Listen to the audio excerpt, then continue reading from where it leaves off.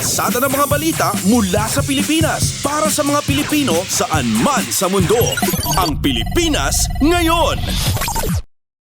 Isang masayang pagbati po para sa ating mga kababayan sa iba't ibang panig ng mundo. Ito po ang programang Ang Pilipinas Ngayon. This is a special segment ngayong araw na ito para po dito sa ating programang Ang Pilipinas Ngayon. Ako po inyong lingkod, Ray Sampang. Tandaan po ninyo ang ating overseas station, Radyo Pilipinas World Service sa ilalim ng Presidential Broadcast Service, Bureau of Broadcast Services. Isa po kami sa mga ahensya naman sa ilalim ng Presidential Communications Office o PCO. Ngayong araw pong ito, ngayong oras na ito, makakasama po natin ang isa nating kababayan na all the way from Israel. Live and direct po namin siya nakakausap ngayon sa linya ng komunikasyon. Walang iba kundi si Ana Andaya Arizala. Si Ma'am Arizala po ang founder ng Filipino Organization in Northern Israel. Magandang araw po sa inyo, Miss Ana Andaya Arizala. Magandang araw din po dyan sa Pilipinas. Magandang umaga dito sa Israel. Alas 6:30 ng umaga. Ayun, alas 6. Kumusta na po kayong lahat dyan? Ayan, at kami po ay nagpapasalamat at sa kabila po ng festivities, alam ko mayroon pong event dyan ngayon sa Israel. Ano po? Na ginaganap na nagawa pa po ninyong makapag-alat ng oras para dito sa ating panayam sa inyo sa programang Ang Pilipinas Ngayon. Ma'am Ana, kamusta po ang sitwasyon nyo ngayon dyan sa Israel matapos itong naging pagpapalipad ng, sabi po sa mga report, mahigit o 180 ballistic missiles pinalipad sa laban sa Israel, at balita po dito sa Pilipinas, merong ilan ang mga tumama mismo sa loob ng Israel. So far, ang target po kasi talaga para Iran na po. Iran ang nagiging ngayon kalaban ng Israel. Parang nasa movie lang po tayo, no? Sabi nga parang nung bago pa lang last year, parang inisip lang natin na parang pelikula pero nangyari sa tunay na buhay. Nung isang gabi, medyo tensyonado ang buong Israel. At siyempre, lahat ng Pilipino, kasi pag nakakarinig ng alarm, nagtatakbuhan yan sa Mamad, yung bomb shelter. Bawat halos po lahat naman dito, halos may mga bomb shelter. Kasi kasanayan na to ng Israel yung na may giyera. Almost every year naman may giyera from Gaza. Kaya nakasanayan na nung karamihan. Siyempre yung mga baguhan, takot kasi hindi naman alam kung ano talaga po ang giyera. Lalo na nga at may mga hostages nung nakaraan.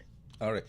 So far, itong nangyari ngayon medyo kagabi po kasi Erev, ibig sabihin, evening feast ng New Year ng Israel, ng mga Jewish.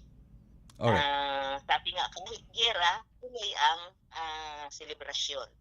Ayun. So, kaya hindi ako nagising kanina kasi medyo napuyat po dahil madaling araw na rin kami natapos. Konting get-together ng mga pamilya ng mga employer po namin. That's nice to hear. Pero, Ma'am Ana, matanong ko lang, ilan po ang miyembro na pinangungunahan po ninyo dito sa Filipino Organization in Northern Israel? So far po, ang member na dito po kasi, marami po kami ditong NGO, marami po kaming non-government organization dito. Isa sa malaki pong organization, medyo aanuhin ko lang po, i-details ko lang ng konti kung may time dito. Sige po. Ang NAFILCO. NAFILCO is one of the federation.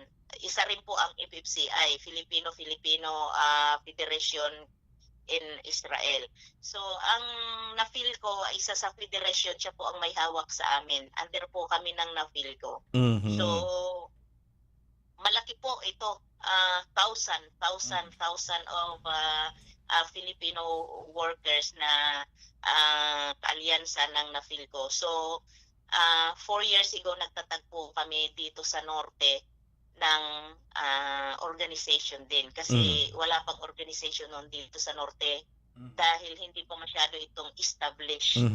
Pero ganun pa man na maraming mga caregivers dito, naka lahat sa Tel Aviv. Ito po kasing norte, Area 3, hindi pa masyadong recognize. Kaya so ano kami ng nagtatag para ma-recognize kami dahil marami din mga Filipino workers dito. So 2 hours away from here is syempre border. Ang Galilee from here is 45 minutes. Kung may Mhm. sarili kang sasakyan, 45 minutes. And along po dyan is yan ang kaharap yung tawag dyan, Syria. Mhm, mhm, mhm, mhm. Along Tagalog, magkaharap na po yan kaya kumbaga na malapit na sa border. Pero ito pong place ko, itong area ko ay sa pinaka medyo safe.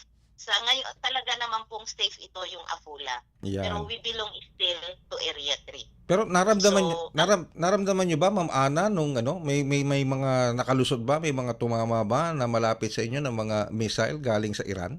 Naramdaman niyo ba?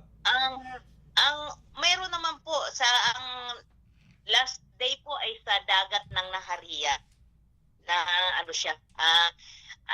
Ang ikinaganda lang po ngayon is nai-intercept, mostly nai-intercept ng Iron Dome. So, Mhm. yung kumbaga ang kaba is yung pag nag-a-alarm. Pero yung mga tumatama, yung mga nahuhulog po kasi dyan, yung mga hindi na nasasalo, mga nahati na, yung Mhm, mhm, rocket, mhm. debris na lang na tawag dito. Pero syempre delikado pa din kasi pag tumama sa building, syempre may naaapektuhan po. Tel Aviv ang nung isang araw. Mhm, So mhm. may mga napinsala so far at hindi naman po talagang sabing daan tao o ilang tao ang nasugatan, Mhm. kundi iilan ang nasugatan. Ayun, okay. So, sa ngayon po, wala naman po kayong natatanggap na mga ulat mula sa inyong mga miyembro o sa iba pang Filipino organization na may nasawi sa ating mga kababayan? Sabi nga in Hebrew, Baruch Hashem, thanks God. Dito po kami nakapokus sa Diyan sa... sa area po namin Mhm. through the help of sa area excuse me. Sa area po namin dito sa norte, totok po talaga kami. Ako, especially po ako kasi um I've been here for many years, so andyan yung mga Pilipino na magkakaisa po kami dito na ganyan. Wala naman pong ibang magtutulungan. Many years, wala kaming masasabing, I'm sorry pero in the Philippine government ito, Mhm. pero mas mabuti na rin. Opo, Kung opo. hindi po umupo mabuti na rin yung marinig. Kung hindi po umupo the Philcom leaders was been called by Johnny Lailo, si Mhm. Ambassador Lailo. Siya po ang nag-start sa amin na magkumpul-kumpul. Kung maaano nyo lang po, napakaraming NGO dito dahil ang mga Filipino workers po dito ang nagtutulungan. Bibihira po kaming lumapit sa Philippine Embassy Mhm. years ago Mhm. kasi napakahirap nilang abutin. Mhm. But nung 2 years ago nung umupo po ang ambassador na bago, hindi po ito sa kasi umalis na rin nga po siya Mhm.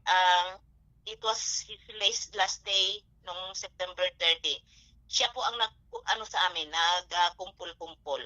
And then I met that consul ngayon na bago. Mhm. Vice Consul Terry Bautista, Mhm. yung bagong vice consul namin ngayon, is very good kasi tumatawag po siya sa amin para mangumusta. Sabi ko, wow, talagang kayo nangungumusta na ngayon sa amin. Mhm. Andiyan na sila, nakikare na sila, lalo na nga po nung ang gera nung October 7. Nagmo-monitor na sila. So ang ginawa po namin, nag-start na po kaming lipol ng mga tao na kung sino-sino yung mga nandoon. Ang October 7, ang sabi ko sa kanila, Sir, for my 20 years dito, Mhm.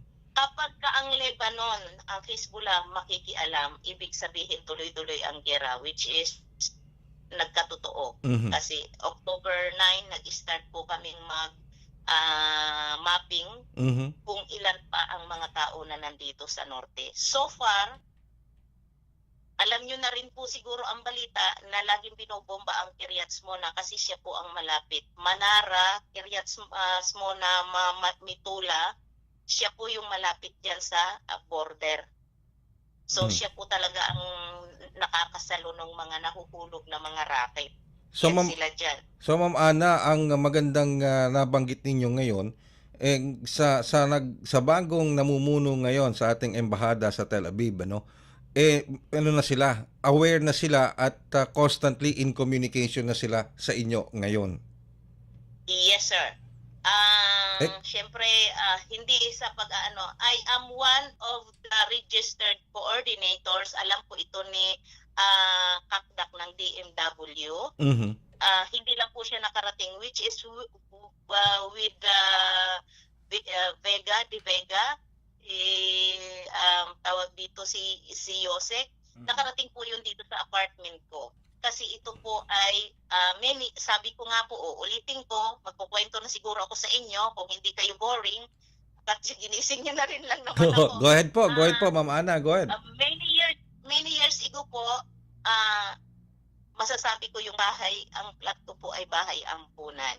Mhm. Andito po, naglalagak ako dito ng may sakit, naglalagak ako dito without the help of Philippine Embassy. At alam po yan ni Lilo, kasi inano ko yan, nung nag-goodbye party kami sa kanya, siya lang ang tanging isang ambassador for my 2 decades here in Israel na naglipol ng mga Philcom leaders, pinag-isa niya kami, nagkaroon ng unity.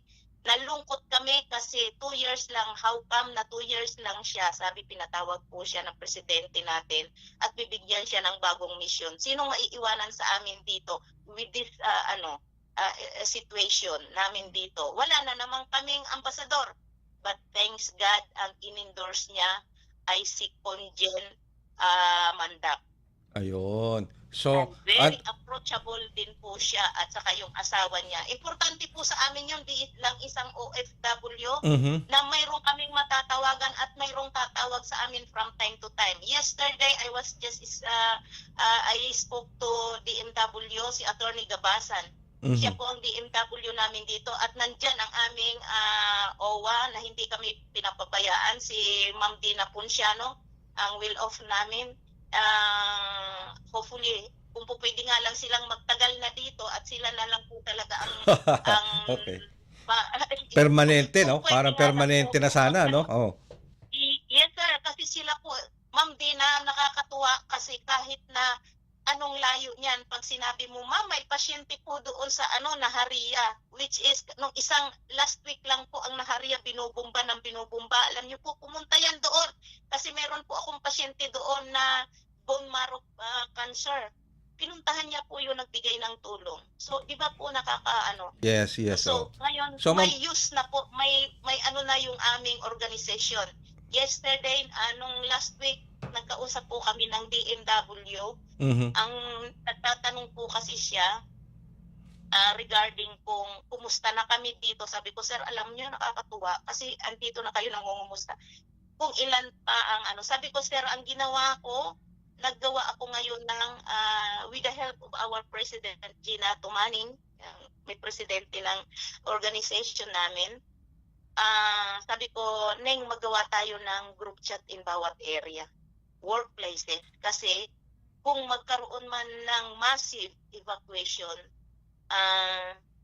at least alam natin kung ilang tao ang kukunin sa area na yan. So, yun po, nagawa kami ng bawat Ayun. Anyway, ipapaliwanag ko na rin po, ako ay nagiging madaldal. Ako po ang naatasan ng Philippine Embassy. I don't know if Van, yung consul ngayon ninyo, alam niya. Kasi bago lang yan, sir. Bago lang yan dito. I don't know if which is nung nagkamit kami nung September 20, nag-meet kami doon sa bahay ni Amba. Pinakilala siya sa akin, ini-invite ko siya, ayaw niyang pumunta dito sa Afula. Matakot siya sa gira. So, bakit ka matatakot sa gira? What the use of na upo ka dyan kung hindi ka pala pwedeng maimbitahan dito? Itong bahay ko, importante po ito kasi ito po ang temporary shelter for Filipino workers here in the North. Sige. Isa po Hayaan nyo, ito. Ma'am At Ana. ito po, Hayaan nyo, Ma'am Ana. Hayaan nyo, kasi mamaya makakasama natin sa kabilang linya in the later part of our program ang Philippine Embassy mismo dyan sa Tel Aviv, sa Israel. At lahat po ng mga pinaparating nyo sa amin, ipaparating din namin sa kanila, no? Yung mga concern po Actually, ninyo. sir, dapat ang in-invite ninyo po ay si Vice Consul Terry Bautista or si Ma'am Dina Punciano or si Labat, yung labor attachee. In-invite po namin. In-invite, kaya lang parang sabi ng ating coordinator, parang hindi ata available. So makakasama natin later mamaya ay ang isa nating consul dyan sa Philippine Embassy sa Tel Aviv para makuha naman natin kung ano naman ang ginagawa ng Philippine Embassy dyan sa Tel Aviv para po sa mga katulad natin, katulad din yung mga overseas Filipino workers natin dyan sa Israel at sa Northern Israel. Pero sa kasalukuyan po, Ma'am Ana, meron ba kayong, bukod sa sinasabi nyo pinaparating nyo sa amin ngayon na ipaparating din natin sa ating embahada sa Tel Aviv, may iba pa ba kayong concern na dapat malaman ng ating embahada na dapat tulungan kayo sa anumang aspeto? Again, maraming salamat sa tanong pero so far nga po noong nag-start naman ang gyera, maganda naman po ang communication namin at andyan po lagi si Vice Consul Terry kasi siya po talaga ang nakamonitor sa amin. Mhm. Which is sa mga groups, tawag dito sa mga group chat na ginawa namin, kasali po sila doon kaya aware po sila. Mhm. And nung last year, after ng Gaza massacre, ay nagkaroon po ng at saka nag-start ang bombing sa Kiryat Shmona. So marami na po kasing nailipat na na-rescue at speaking of rescue, nagtatanong din yan si DNW. Nailipat na po ng iba-ibang hotel kasi wala na pong masyado ang Kiryat Shmona at ang mga karapig po diyan along the borders. So inilipat po sila ng gobyerno ng Israel. Sa iba sa hotel sila nagtapira hanggang ngayon.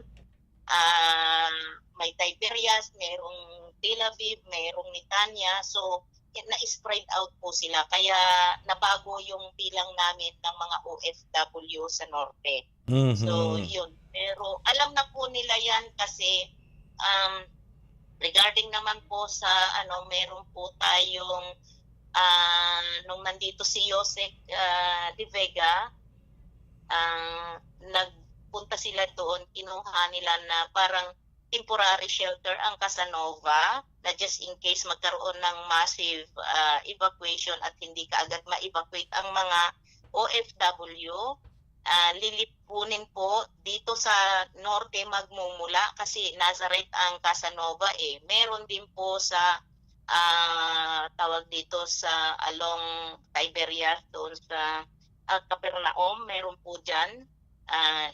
Dyan sila. Tapos sa Jerusalem, kasi hindi ko na po yan sakop. Iba na po ang pero ang St. Marta, alam ko nag-offer sila. Okay. And then sa Haifa po ay andyan po ang church. So, yan po ay detalyado na tawag dito. Magmumula, may contact po ako ng bus.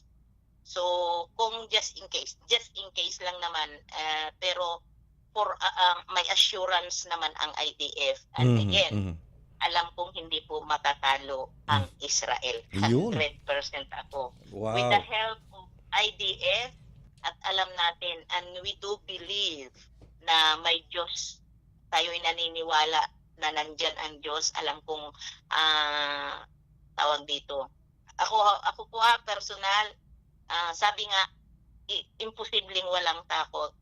Pero sa tagal ko na nga rin dito at nakakarinig lagi ng ganyang bombing, ay naibsan naman ang takot ko. Kaya lang syempre, gera yan Mas nakakatakot po ang lindol at saka ang lindol at saka yung typhoon diyan sa atin. Okay, Kasi wala po yung pinipili.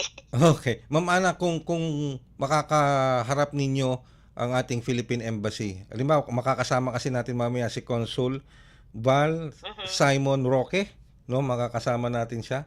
So kung ano ang gusto niyong mensaheng iparating sa kanya? O ano man ang gusto niyong ano? Siguro ano muna siya, kaibiganan niya muna kami. Mhm. Kasi I think he's not really friendly. Si ano, si Consul Kasi Roque. ang mga report po nila, sir, ay magbabase sa mga OFW ng Israel. They are there to give the service to us. Nandyan sila para magbigay ng serbisyo, which is andyan itong tatlong tao, yan si Mandap ngayon na siya na ang nagiging ambassador na iniwan.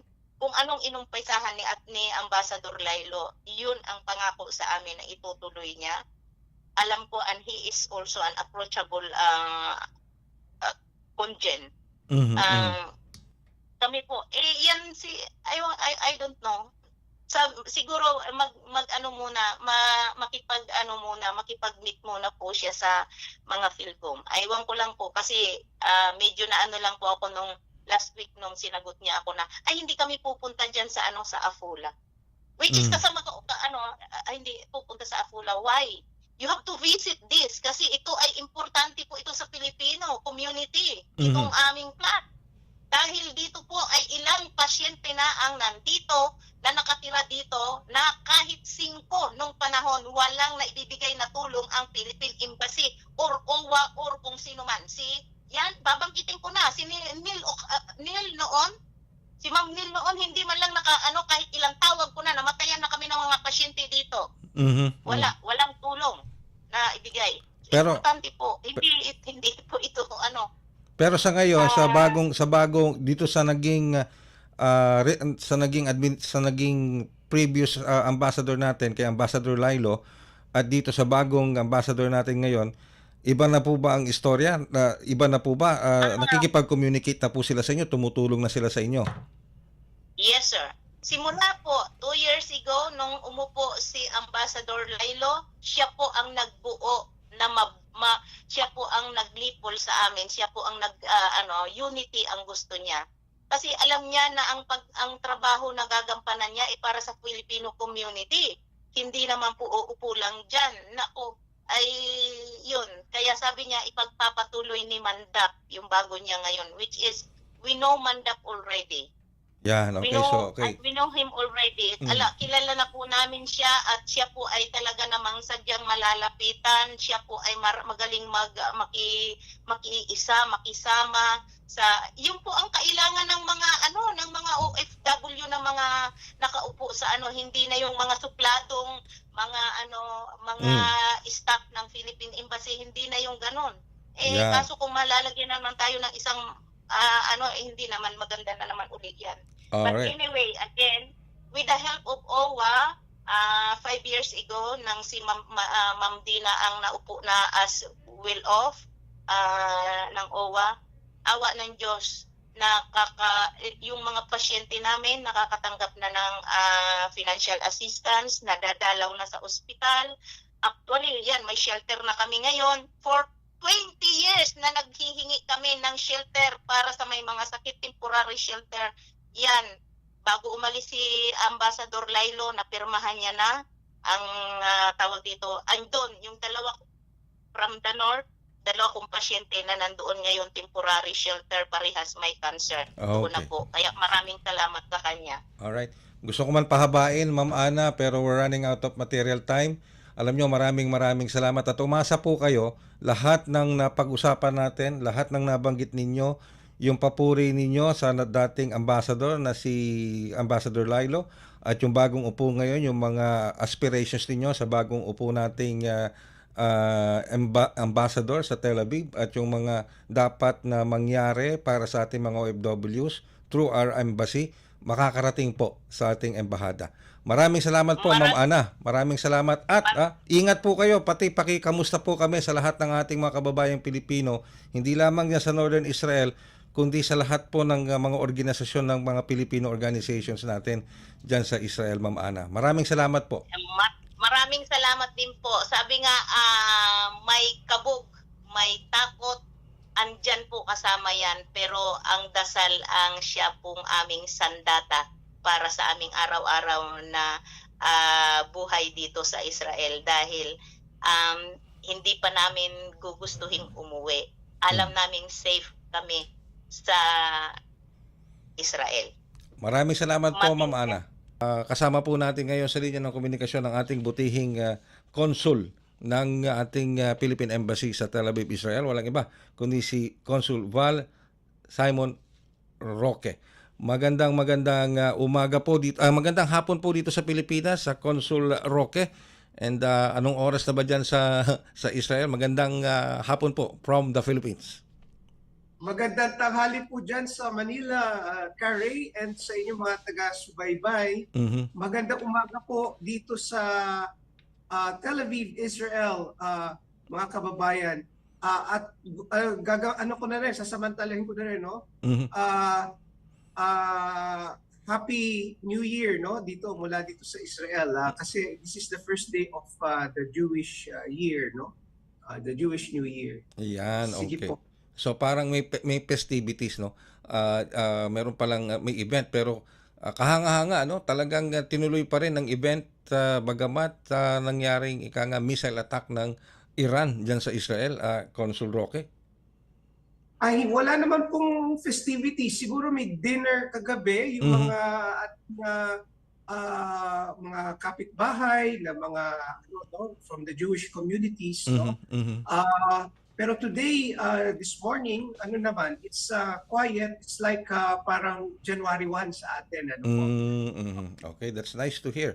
Pero napatawag din po kami, Consul, dahil gusto namin kamustahin ang ating embahada diyan sa Israel. Lalo na yung ating bagong ambassador sa Israel, pati kayo at iba pa nating mga staff sa ating embahada, pati ang kalahatang kalalagayan ng ating mga Filipino workers diyan po sa Israel. How are they doing? May mga plano pa ba kayo diyan sa embahada kung sakaling mag-escalate pa itong kaguluhan na ito?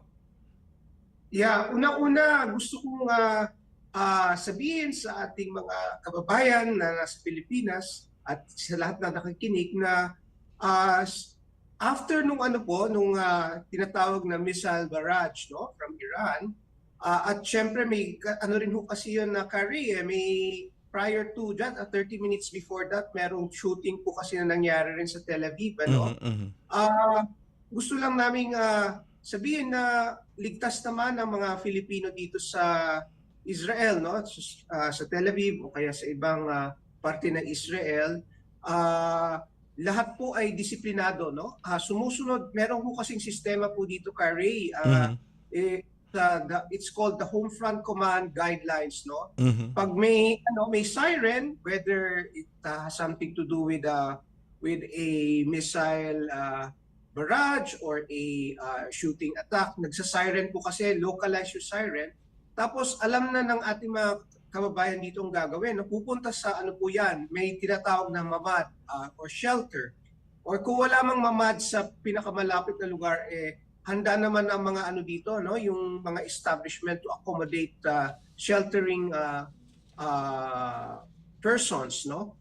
So yun po yung tingin namin unang reason why relatively ligtas naman ang mga kababayan.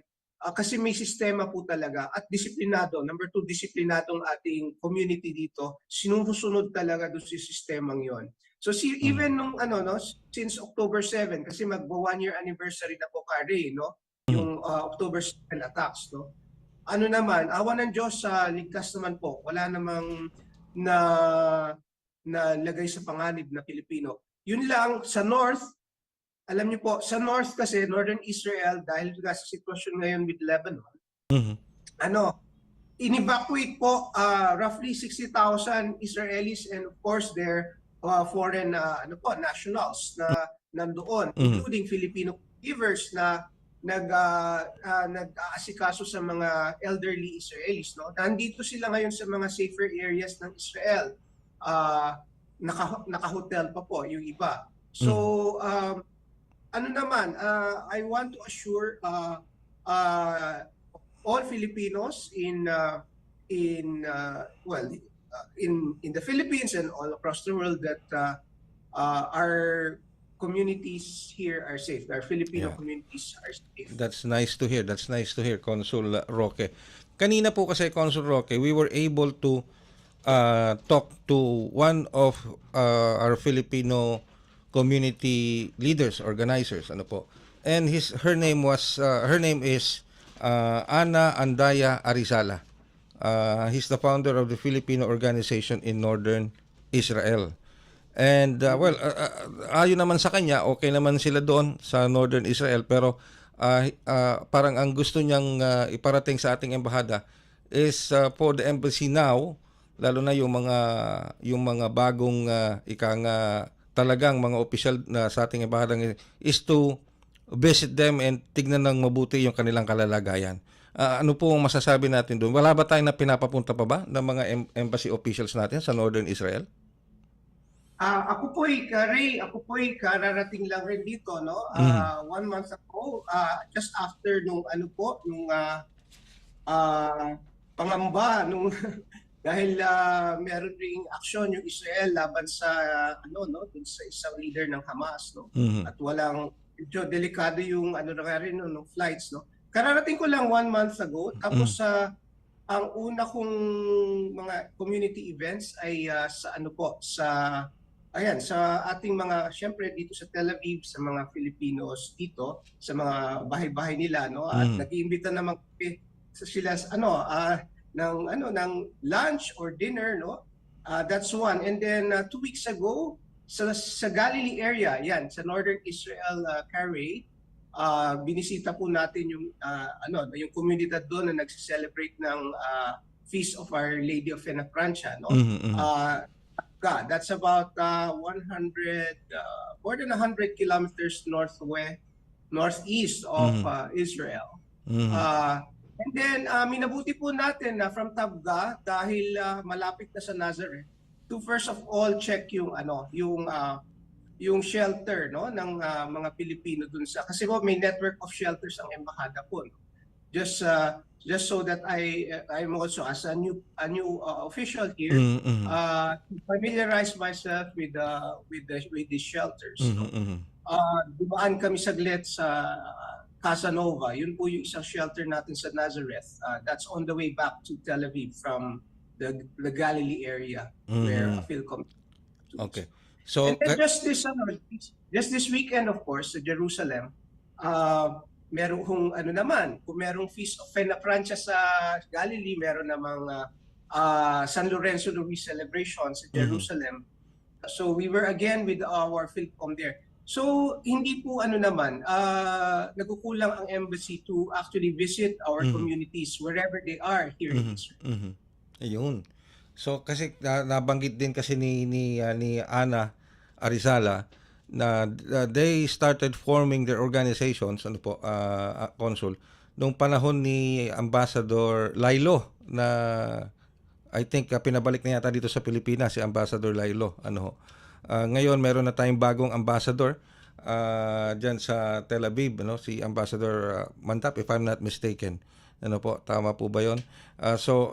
They were asking or expecting na mas lalo pang tumibay yung communication, understanding at pagsasamahan ng mga Filipino community, especially dyan sa Northern Israel, with the newly installed or newly appointed ambassador with other embassy officials natin, lalong-lalo na sa mga ganitong sitwasyon. Given the fact na, kabago-bago lang pala ni Consul Roque, isang buwan pa lang pala. Pero siguro we can make sure na si Consul Roque mag-iikot din yan sa Northern Israel. Ano po, Consul Roque?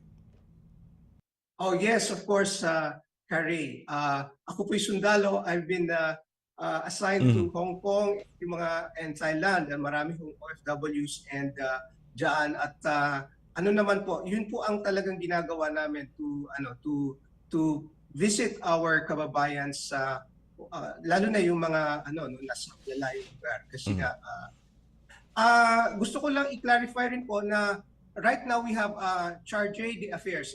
Ang titulo po ni my boss, Mr. Attorney Anthony Mandap, ay Charge de Affairs. Kasi may proseso po yung yung yung pagiging ambassador ho, may appointment and then confirmation sa atin sa Pilipinas ho. So yun po ang ano na po kasama ko rin si si Consul General Mandap, si CDA Mandap sa sa mga community events that even during weekends, during our rest days po. So we make it a point to be present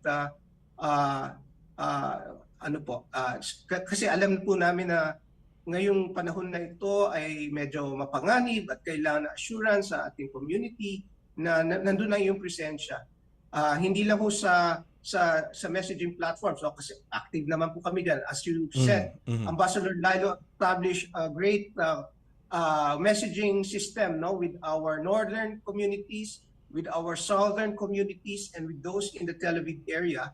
Merong chat group po talaga ang embassy with the Filipino community leaders there, Carrie. Yeah, and of course with Charge de Affairs Mandap and with you there, Consul Roque, and with the other officials natin ng Philippine Embassy, mas lalo pang gaganda, titibay ang komunikasyon at makapaghatid ng serbisyo. Sabi nga ni Ana for so many years na kanya pag-stay sa Israel. Simula po ngayon lang sila nakaramdam ng presensya ng embahada natin diyan, okay, diyan sa Israel, which I think is a sabihin na natin is a feather in the cap of our embassy ngayon diyan sa Tel Aviv, sa Israel. So umaasa sila na mas lalo pang umigting yung inyong communication at cooperation. So Consul, sa puntong ito, kung meron tayong mga kababayan na nangangailangan ng tulong hindi sa iba't ibang bahagi ng Israel, how could they get in touch with you sa ating embahada? Carrie, karamihan sa ating kababayan ay nagpa-follow ng Facebook page ng embassy. So as we said, available po ang aming embassy through the messaging platforms. Yun po ang pinakamabilis kasi yung minsan po in one case na madaling araw kailangan ng tulong, wala naman po yung trunk line ng embassy ay talagang wala hong sasagot doon, but through the messaging platforms 24/7 ang embassy at ibibigay ko kung yung hotline ng aming embassy. Okay, mahalaga kasi yung hotline, Consul, lalo dun sa ating mga Puro kababayan. balikan natin yan, Harry, baka meron pa ibang matatanong. Sige po. Well, anyway, sa punto po ngayon, pero kasi nagkakaroon ng tensyon diyan sa border with Lebanon and Israel. Pero kamusta naman ang coordination ng DFA at saka ng DMW sa ating embahada, Consul Roque? Maganda pong tanong yan, Carrie, in fact, sa mabuting pamamahala ng aking dating boss na si Ambassador Lilo at saka ngayon aking bagong boss na si Consul General Mandap, patuloy po since October 7 yung tinatawag na assisted departure program ng MWO dito ng Migrant Workers Office natin dito sa embassy. Over 850 Filipinos have availed themselves of this program, Carrie, at pauwi sila sa Pilipinas since October 7. So patuloy po ito, ongoing po ito. And ang pag-send off po sa kanila once na nandito na itong mga kababayan natin sa Tel Aviv ay pinangungunahan mismo ng ating ambassador, ating ambassador Juni Lilo. At sa susunod na batch, I think in 1 or 2 weeks time, makakaasa kayo na ang ating CDA and Congen, Anthony Mandap ay nandun din para to send them off. So maganda ang pakikiugnay, kami po nasa DFA kasi, so ang embassy merong taga DFA, merong taga MWO. Maganda po ang aming relationship. At kasi ayun nga, yung sinabi ko kanina, nagpumunta ako Northern Israel sa may Galilee area. Ang kasama ko po doon ay ang ating mabuting at magaling na OWA well-off officer na si Miss Dina.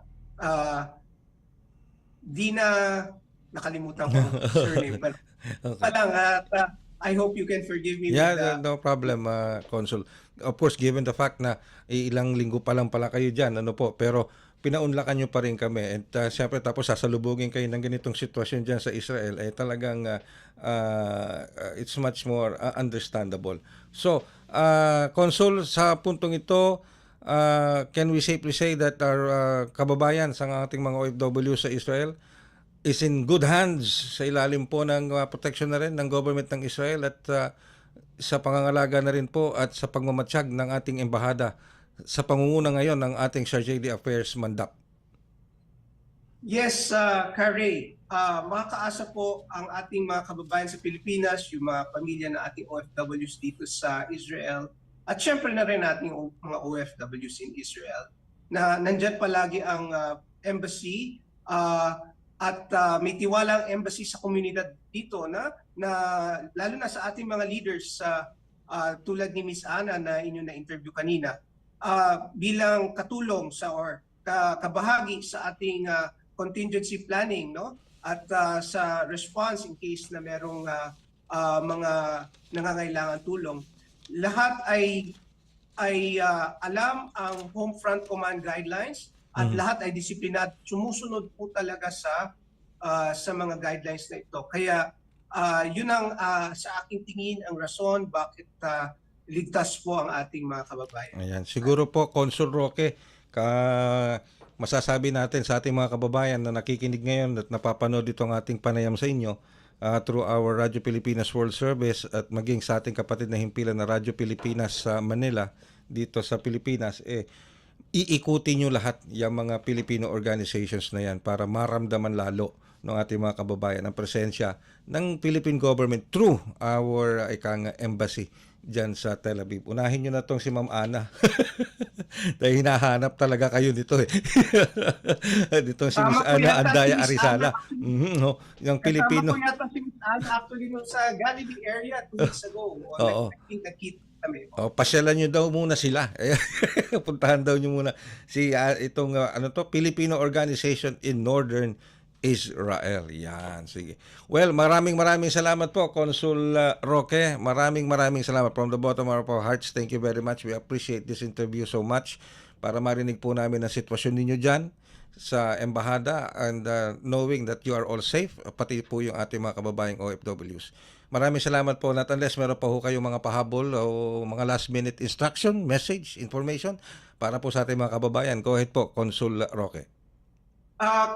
Nasabi na namin to sa aming Facebook page pero ganun pa man, Happy New Year, no, sa ating mga kababayan sa Israel. Happy Jewish New Year, first day of the year. Ngayong holiday dito sa Israel ay kayo'y pahinga kahit alam mo kayod kayo ng kayod, no, para sa inyong mga pamilya back home.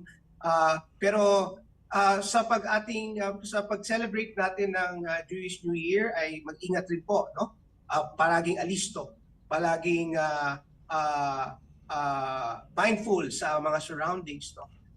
Kasi nga extraordinary yung situation natin ngayon, mga kababayan. All right. With that, thank you very much, Consul, and please give our warmest regards to Chargé d'Affaires Mandap at sa lahat po ng ating mga officials and of course employees ng ating embahada sa Tel Aviv. Maraming salamat po, Consul Roque. You're welcome, Carrie. Ang ating pong butihing Consul ng Philippine Embassy sa Tel Aviv, Consul, of course, talaga pupuntahan po ni Consul Roque lahat ng mga Filipino organizations natin dyan. No? Napakinggan nyo naman. Kaya Ana, ayan na, sabi ni Consul Roque, hintayin mo, dadating siya dyan. Alright? Maraming salamat po. Sa ngalan po ng ating mga nakasama dito sa ating programang Ang Pilipinas Ngayon ng Radio Pilipinas World Service at ng Presidential Broadcast Service. Maraming salamat po, magandang umaga at ingat po tayong lahat. Kumpleto, detalyadong balitaan, di papahuli sa mahahalagang kaganapan. Kamustahin ang inang bayan, ang Pilipinas Ngayon.